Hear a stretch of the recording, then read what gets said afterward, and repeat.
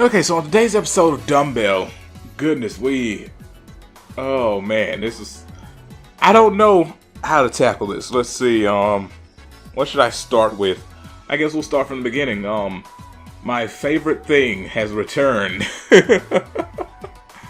When freaking Hibiki's eating food and they show the details on it. I love that. That's so freaking crazy, man. You don't realize how much you miss it until you see it again. I was about to say until it's gone, but it's been gone. Until you see it again, you don't realize how much you missed it. Because goodness, as soon as I saw it, I said, oh, this is great. This is wonderful. And they did that for an actual reason. Because at first I just thought, oh, they're doing this again. But no, they had a purpose to it. They were saying that Hibiki was getting fat again. Oh, freaking Ayako was like, you rebounded. She's like, what? And then they showed her and it was like, oh, goodness. And you're kind of filling out that shirt and not in the right places. Goodness, man. So, yeah. They basically, they started this episode off at Christmas time. And they make it a point to tell you that none of them have any boyfriends. It was kind of funny.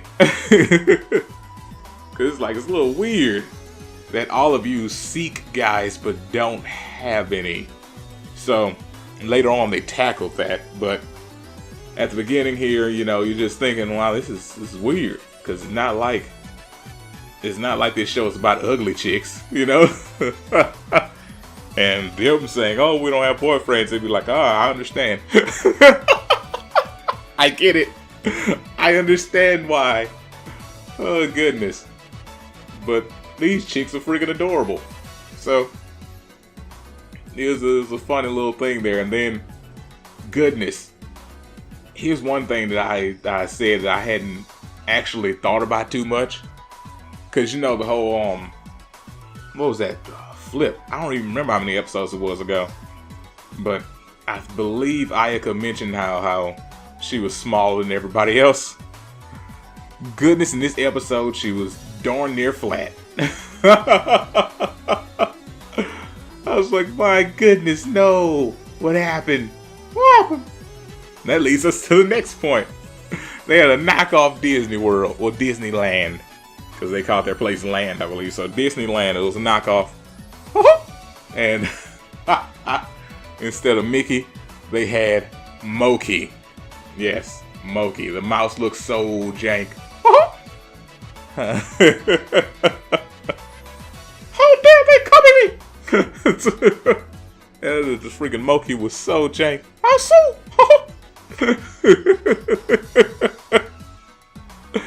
Yeah, but while they were at the freaking amusement park, freaking Tachibana was up there and she was in a school uniform and she was talking about how she was trying to blend in. And freaking oh goodness, the gang was talking about it was like an AV. And I was like, oh no, that's messed up. And then Monkey was like, oh, it's kind of hot. Oh goodness, Monkey. Ooh wee. Best character in the episode, Moki. Instead of him going, he goes, hey, hey. Moki's like, that's kind of hot. Hey, hey. As they should have had him do. It would have been hilarious if he talked and then he went, hey, hey. Oh, goodness. But, yeah, they did the whole Christmas thing.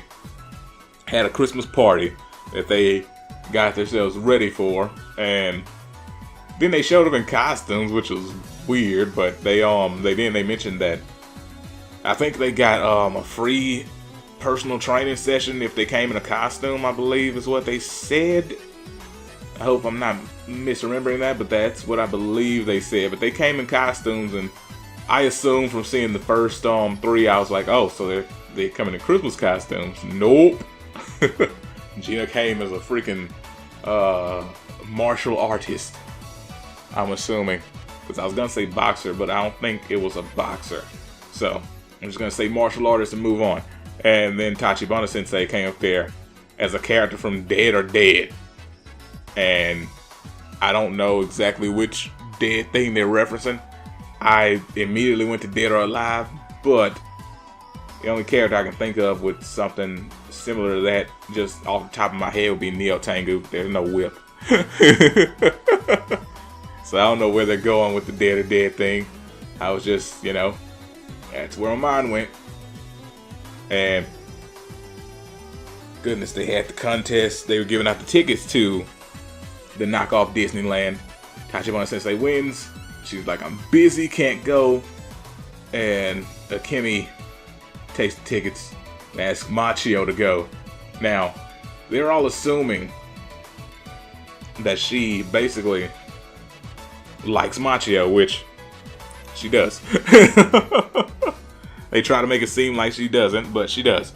So they basically go into the whole theme park and doing the date thing, and the others follow. Because apparently stalking's a thing. So they they followed him into the theme park. And they were just, Hibiki and Chino were so surprised that Machio hadn't bursted out of his clothes. And I was thinking, those clothes look pretty nice and expensive, so I don't think he's busting out of those. Like, I don't think he's doing it. I'm just saying, I think that was gonna happen, and it didn't. And then they went into a tent. So when they went into the tent, I thought it was like, because you know, at first glance, I thought circus tent or something, or it was gonna be some kind of type of haunted house or something they were going into. But they were like, oh, they're going to this tent to do things that shall not be named. So they go and open the tent, and they just dressed up in cosplay outfits, because apparently that's what they're doing at the park. That was their entire reason for being there. They were going to cosplay, of course. And Akemi just wanted to look at Machio cosplay. Clearly, that's her only reason for doing this. That's what they lead you to believe. I don't, but that's what they lead you to believe, so therefore you should believe it. Believe it. Yeah.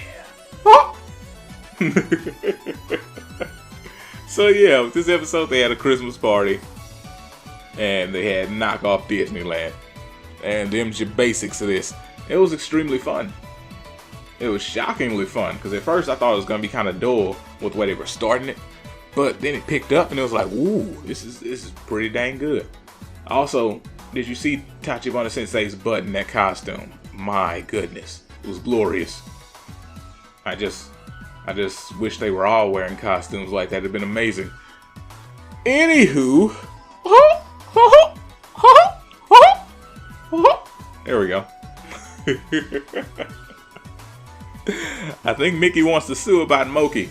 I'm just saying.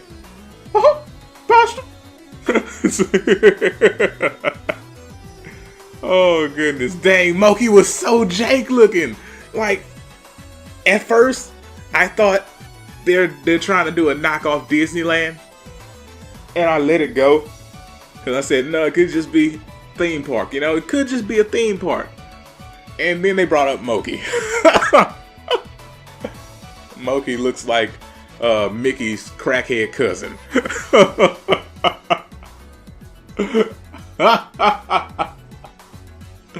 And here's the thing that I didn't notice until looking back on it.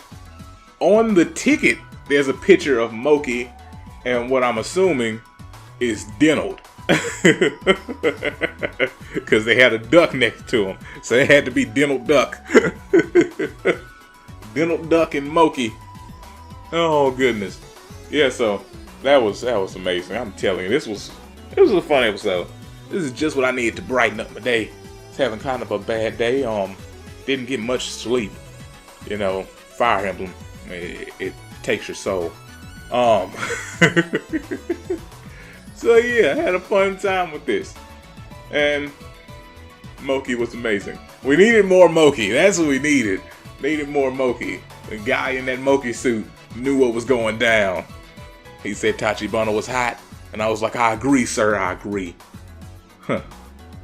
Oh goodness. So, anywho, that's gonna do it for today. I'll see you guys next time. Peace out. And have a great day.